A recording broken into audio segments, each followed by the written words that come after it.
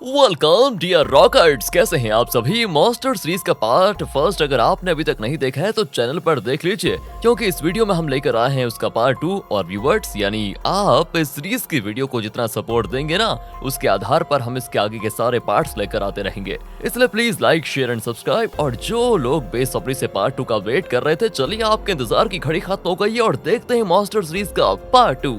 तो पार्ट 2 की शुरुआत में दिखाते हैं कि जब ली पानी में कूद गया था ना, तो जेजे ने समझा कि वो मर गया। फिर जेजे आराम से अपनी गर्लफ्रेंड किमी यानी जिसके साथ जेजे का अफेयर चल रहा है उससे मिलने के लिए एक होटल जाता है। उनका रोमांस भी होता है, लेकिन इतने में किमी का पिता आ जाता है और जेजे से कहता है कि मेरे मुकाबले में तुम्हारी औकात ही क्या है जो तुम मेरी बेटी को होटल रूम में लेकर आ गए हो। किमी डर कर बाहर चले जाती है। तो वो पूछता है कि कितने दिन से चल रहा है ये सब कुछ। जेजे कहता है कि मैं किमी से प्यार करता हूँ। और दोस्तों, किमी का पिता जिसका नाम है नेल, वो पूछता है कि तुम्हारी पत्नी के मरे हुए कितने दिन हुए हैं। वो कहता है 1 महीना। अच्छा, 1 महीना। और मेरी बेटी के साथ तुम्हारा अफेयर कब से चल रहा है? जेजे कहता है दोस्तों 3 साल से। ये सुनकर नेल को बहुत गुस्सा आता है और वो जेजे पर लाठी चार्ज शुरू कर देता है। तब जेजे पास ही पलट देता है दोस्तों और कहता है वैसे मेरी वाइफ को आपकी बेटी ने मार डाला था। अगर ये बात किसी को पता चली तो उम्र भर आपकी बेटी जेल में सड़ेगी, याद रखना इस बात को। ये सुनकर नेल पूरी तरह चौंक जाता है। तब दोस्तों जेजे उससे पट्टी बढ़ाता है कि आप देश के प्रेसिडेंट के सेक्रेटरी हैं, लेकिन मैं जानता हूँ आप अगले प्रेसिडेंट बनना चाहते हैं। अगर सच का खुलासा हुआ तो न सिर्फ आपकी बदनामी होगी,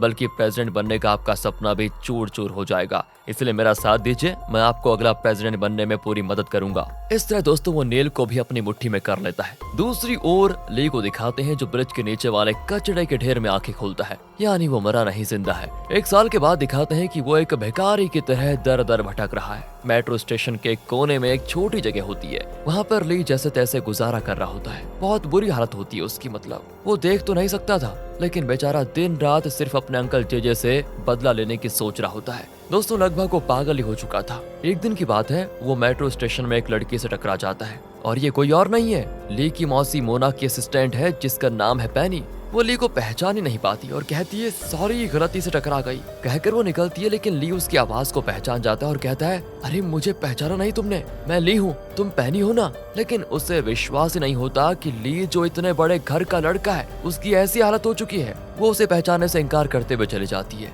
असल में 1 साल पहले जब ली को जेजे से खतरा था तो इसी ने ली को बचाया था, लेकिन उसने सिर्फ इसीलिए मदद की थी क्योंकि उस वक्त ली ने उस जानलेवा वायरस का एंटीडोट ले लिया था और उसके शरीर में उस वायरस के एंटीबॉडीज बन गए थे। और पैनी बताए क्या करना चाहती थी, उसके शरीर से उसका खून निकालकर उसके जरिए एंटीडोट बनाकर पैसे कमाना चाहती थी। लेकिन अब ली की हालत देखकर वो तुरंत भाग जाती है। यहाँ ली प्लेटफॉर्म पर बैठकर म्यूजिक बजाता है और कुछ लोग पैसे डालते हैं। इस तरह उसका गुजारा चलता है दोस्तों। तब एक लड़का उसे बताता है कि कुछ लोग तुम्हारी जगह से पैसे चुरा रहे हैं। ली डर कर तुरंत वहाँ पर जाता है तो कुछ आदमी उसके पैसे चुराने आए होते हैं। ली उन पर चिल्ला देता है कि मेरे पैसे चुराने की हिम्मत कैसे की तुम लोगों ने।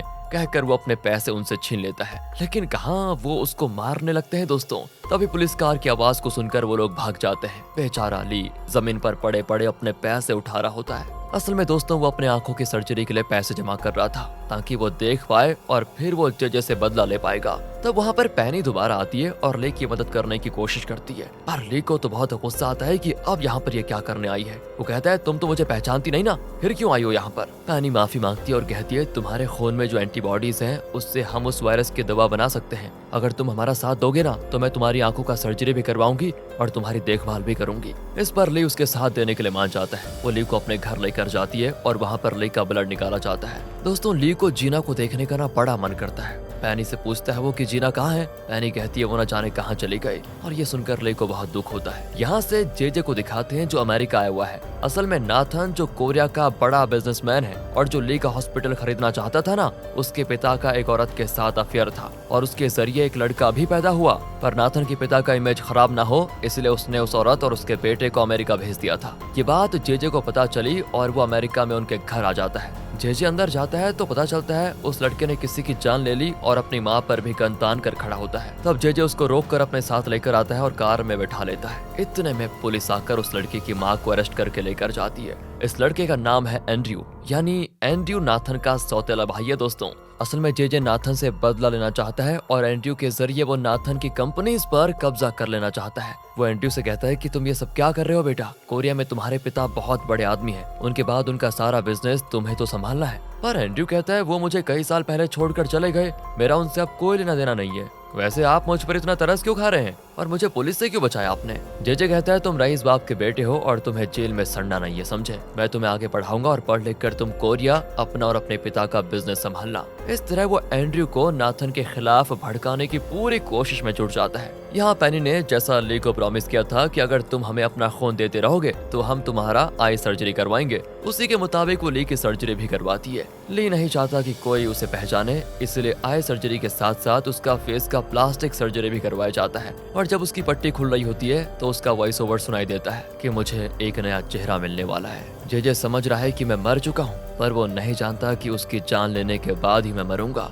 दोस्तों, इसके 5 साल के बाद दिखाते हैं कि ली ने अमेरिका जाकर पढ़ाई की और अब नाथन की उस बड़ी कंपनी में इंटरव्यू देने जा रहा है, जहाँ पर अब जेजे एक बड़ी पोजीशन पर है। अगर ली को वहाँ जॉब मिल गई तो वो नाथन के करीब आ जाएगा और उससे और जेजे से बदला ले पाएगा। यही है दोस्तों ली का लक्ष्य। दूसरी ओर नेल जेजे की मदद से एक बहुत बड़ा पॉलिटिशियन बन गया है। वो भी अब जेजे को बहुत सपोर्ट करता है। लेकिन दोस्तों, प्रॉब्लम यह है कि ली का अब जेजे के करीब जाना बड़ा मुश्किल है, क्योंकि वो बहुत पावरफुल बन चुका है। ली के पास बस एक ही रास्ता है कि वो किसी तरह उस कंपनी को ज्वाइन कर ले और वहाँ से अपने दुश्मनों से बदला ले। पेनी अक्सर यहाँ ली से बात करती है और उसे नाथन और जेजे के बारे में अपडेट्स देती रहती है। ली फिर पूछता है कि जिना का कुछ पता चला क्या, पर पेनी जिना के बारे में कुछ नहीं जान पाई थी। यहाँ से अब जिना को दिखाते हैं दोस्तों, जो एक मेमोरियल में खड़ी होती है। असल में जिना को बचाने की कोशिश में उसके पिता की मृत्यु हो गई थी। और दोस्तों, अब वो अपने मन में कहती है कि पापा, आज मेरा एक बड़ी कंपनी में इंटरव्यू है, अगर नौकरी मिल गई ना तो मैं भाई की अच्छे से देखभाल करूंगी। मतलब दोस्तों, ये भी उसी कंपनी में इंटरव्यू के लिए जा रही है जहां ली जाने वाला है।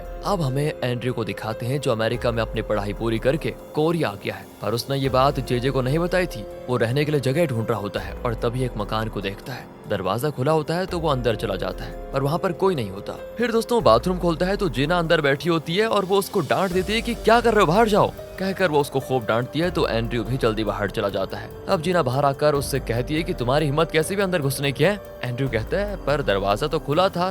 तभी जिना बाहर बोर्ड को दिखाकर कहती है कि पढ़ना नहीं आता क्या तुमको, लिखा है कि लॉक खराब है। वो कहता है सॉरी, गलती हो गई। वैसे क्या आप यहाँ के मकान मालकिन है? जिना हाँ में जवाब देने वाली होती है कि तभी किसी के कमरे से आवाज आती है कि यहाँ बाथरूम में पानी नहीं आ रहा, जल्दी आके चेक करो। और तब जाकर एंड्रयू को पता चलता है कि जिना यहाँ पर काम करती है। वो जिना से पूछता है कि क्या यहाँ पर कोई कमरा खाली है।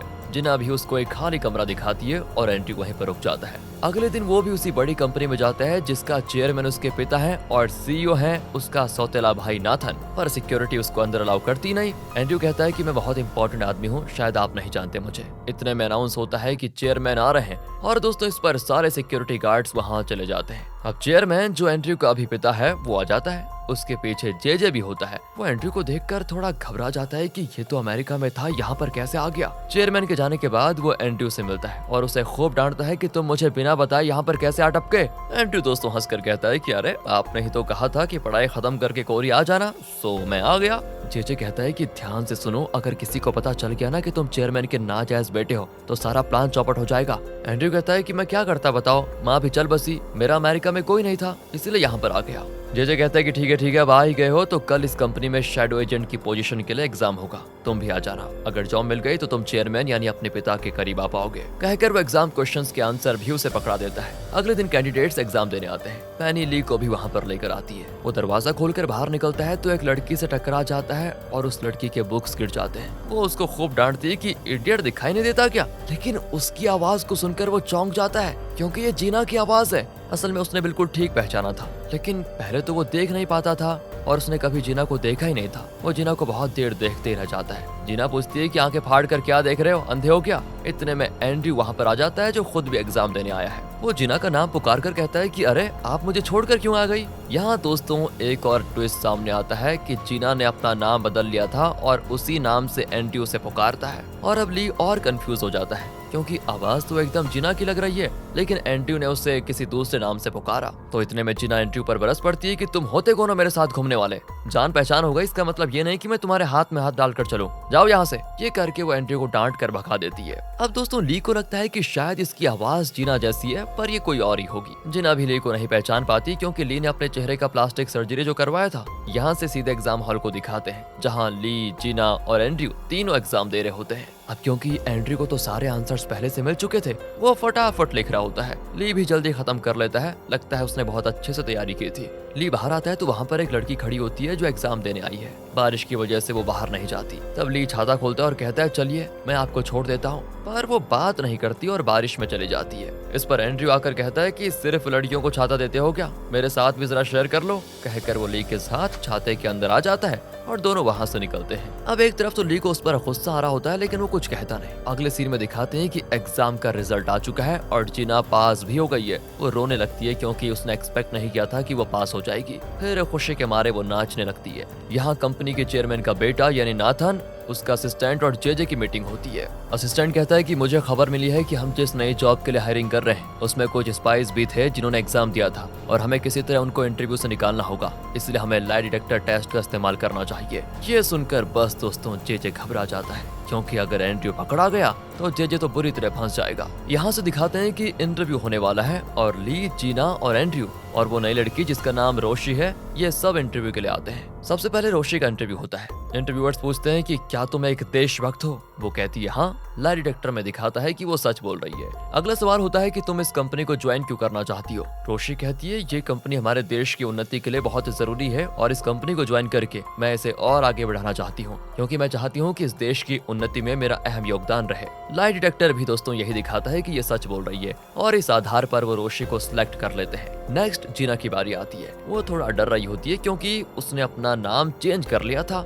लेकिन वो पूछते हैं कि तुम्हारा इस कंपनी को ज्वाइन करने के पीछे क्या मकसद है? जीना सच बता देती है कि मुझे पैसों की सख्त जरूरत है, इसीलिए मैं इस नौकरी के लिए आई हूँ। लाई डिटेक्टर में भी ये क्लियर हो जाता है। जेजे पूछता है कि तुम्हारा चेहरा मुझे देखा देखा सा लग रहा है, क्या हम पहले भी मिल चुके हैं क्या? अब अगर दोस्तों जीना ना कहेगी तो लाई डिटेक्टर पकड़ लेगा। तो वो कहती है कि हाँ मैं आपसे कई बार मिली हूँ, आप एक लॉयर है ना, मैं कोर्ट में आपसे मिली हूँ। ये भी सही जवाब है। फिर वो पूछते हैं कि तुम्हारे पिता की मृत्यु हो गई थी ना? अब जीना अपने पापा के बारे में सोचने लगती है। असल में उस दिन जब जीना लैब में बेहोश होकर गिरी थी ना, तो उसके पापा ने उसको बचाया था, लेकिन वो खुद इन्फेक्ट हो गए थे, जिस वजह से कुछ ही दिनों में उनकी मौत हो गई। ये सब कुछ सोचते हुए जीना कहती है हाँ मेरे पापा चल बसे, अब मैं अपने भाई की देखभाल करती हूँ, इसीलिए मुझे पैसों की सख्त जरूरत है। तो लाई डिटेक्टर दिखाता है कि ये भी सच है और वो जीना को कर लेते हैं सिलेक्ट। फिर बारी आती है दोस्तों एंड्रयू की। उसको देखते ही जेजे की हालत खराब हो जाती है, क्योंकि अगर ये यहाँ कोई उठपटांग जवाब देगा तो बस पकड़ा जाएगा। ऊपर से वो चेयरमैन का नाजायज बेटा ही नहीं, यहाँ बैठे नाथन का सौतेला भाई भी है। नाथन पूछता है तुम तो अमेरिका में पढ़े हो राइट, फिर कोरिया में नौकरी क्यों करना चाहते हो? एंड्रयू कहता है मेरी माँ यहीं से है, लेकिन मेरे पिता ने मुझे और मेरी माँ को अमेरिका भेज दिया, हमें कभी देखने तक नहीं आए। मेरी माँ चल बसी तो मैं यहाँ पर वापस आ गया हूँ। नाथन पूछता है तो क्या तुम अपने पिता से बदला लेना चाहते हो? जे चौंक जाता है कि अब ये क्या कहेगा, पर एंड्रयू कहता है कि हाँ मैं बदला लेना चाहता हूँ, लेकिन उन्हें ठेस पहुंचाकर नहीं, बल्कि एक बड़ी कंपनी में अच्छी नौकरी ज्वाइन करके उनको ये दिखाना चाहता हूँ कि मैं कितना काबिल हूँ। ये भी एक तरह का बदला ही है। लाई डिटेक्टर भी दोस्तों इसको क्लियर कर देता है। उन्हें एंड्रयू का जवाब काफी इम्प्रेस कर देता है और वो उसको कर लेते हैं सिलेक्ट। चलिए अब ली की बारी आती है। तो वो सबसे पहले जेजे को देखकर बहुत गुस्सा होता है, लेकिन शांत बैठा होता है। नाथन उसके सर्टिफिकेट्स देखकर कहता है तुम्हारा नाम इसमें कुछ बदला सा लग रहा है। अब ली को सच बताना पड़ेगा, लेकिन वो अलग ही ढंग से सच बताता है। कहता है बचपन में एक दुर्घटना में मैं लगभग मर गया था, पर मैं जिंदा बच गया। मुझे लगा कि मेरी लाइफ में जो प्रॉब्लम्स हैं वो मेरे नाम की वजह से हैं, इसलिए मैंने अपना नाम चेंज कर लिया और अमेरिका जाकर खूब पढ़ाई की। अब मैं अपने देश लौटा हूँ इस उम्मीद से कि एक अच्छी कंपनी में जॉब करके लाइफ में आगे बढ़ूंगा। आखिर दोस्तों ली भी सिलेक्ट हो जाता है। तो अब सारे सिलेक्टेड कैंडिडेट्स को ट्रेनिंग के लिए दूसरी जगह भेजा जाता है। ली के पास अब ना एंड्रयू बैठा होता है और जीना दूसरी सीट पर बैठी होती है। सब बड़े खुश दिखते हैं। एंड्रयू जीना कोई देख रहा होता है तो ली कहता है मुझे घूर क्यों रहे हो तुम? एंड्रयू कहता है तुम्हें कौन घूर रहा था, ऐसी भी खूबसूरती नहीं है तुम में कोई। ली भी कह देता है कि तेरा चेहरा देखकर लगता नहीं कि तू अपने दिमाग के बल पर एग्जाम पास किया होगा। हाँ, एंड्रयू कहता है मेरा चेहरा ही ऐसा है, लेकिन देख लेना तुम एग्जाम में मैं फर्स्ट आऊंगा। फिर वो ट्रेनिंग वेन्यू पहुंच जाते हैं जो कि एकदम बिग बॉस का घर होता है दोस्तों। जीना पूछती है क्या लेडीज जेंट्स सब साथ रहेंगे यहाँ पर? इंचार्ज कहती है हाँ, लेकिन बाथरूम अलग अलग होंगे और ट्रेनिंग खत्म होने तक तुम लोग यहीं पर रुकोगे। 4 बजे सबकी एक मीटिंग होगी, फ्रेश होकर आ जाना। ये लोग भी तैयार होकर आ जाते हैं। अब ये है इस कंपनी का स्ट्रेटेजिक प्लानिंग डिपार्टमेंट का मैनेजर, जिसका नाम है मोजो। यही इनको ट्रेन करने वाला है दोस्तों। वो बताता है कि शैडो एजेंट का काम बहुत इंपॉर्टेंट होता है। ट्रेनिंग के अंत में आप में से हम सिर्फ 3 लोगों को सिलेक्ट करेंगे,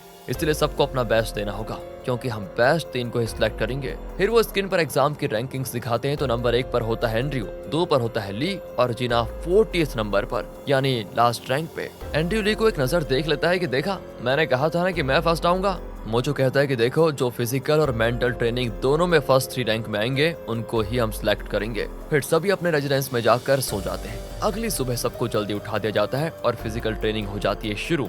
लेकिन ली और एंड्रयू तो जमकर ट्रेन होते हैं, लेकिन जीना उतना अच्छा परफॉर्म नहीं कर पाती। हर एक्टिविटी में वो लास्ट आती है। रोशी भी काफी अच्छा कर रही होती है। दूसरी ओर जे फिजिकल ट्रेनिंग और परफॉर्मेंस को देख रहा होता है और ली को देखकर उसे चिढ़न होती है कि ये कौन है जो हर एक्टिविटी में फर्स्ट आ रहा है। वो कैसे भी करके अब ली को बाहर और एंड्रयू को फर्स्ट करवाना चाहता है। इसके लिए दोस्तों वो एक प्लान बनाता है। तो होता यह है कि शाम को सभी आराम कर रहे होते हैं तो ली अपना सूटकेस खोलता है जिसमें एक नया पेन होता है। ली की समझ में आता नहीं कि ये किसने रखा होगा। वो पेन को खोलता है तो अंदर कैमरा होता है। अब यहाँ ली को कुछ गड़बड़ लगती है, लेकिन इतने में जे कुछ आदमियों को लेकर वहाँ पर आ जाता है। ली समझ आता है कि उसे ट्रेनिंग से निकालने के लिए उसका अंकल जे ही ये चाल चल रहा है। जे कहता है कि हमें इन्फॉर्मेशन मिली है कि यहाँ पर कोई स्पाई है। सब अपनी चीजें वैसे की वैसे रख दो और दूर हटो। हमें चेक करना है कि कोई अपने साथ कुछ कैमरा वगैरह लेकर तो नहीं आया। अब ली पेन को छुपाना चाहता है, लेकिन इतने में चेकिंग शुरू हो जाती है और वो चुपचाप खड़ा हो जाता है। मतलब दोस्तों जे ने ही ली के सूटकेस में ये पेन छुपाया था ताकि ली को स्पाई बताकर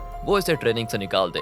वो ली का सूटकेस खोलते हैं और दिखाते हैं कि सीरीज का यहाँ पर पार्ट 2 खत्म हो गया है। तो मॉन्स्टर सीरीज के पार्ट 3 का इंतजार कीजिए। अगर ये वीडियो अच्छी लगी हो, स्टोरी अच्छी लगी हो, एक्सप्लेनेशन अच्छा लगा हो तो इसे ज्यादा से ज्यादा शेयर करें और चैनल को सब्सक्राइब ही। तो फिर मिलते हैं अगले वीडियो में। ध्यान रखिए, टाटा गुड बाय, मिलते हैं अगली वीडियो में।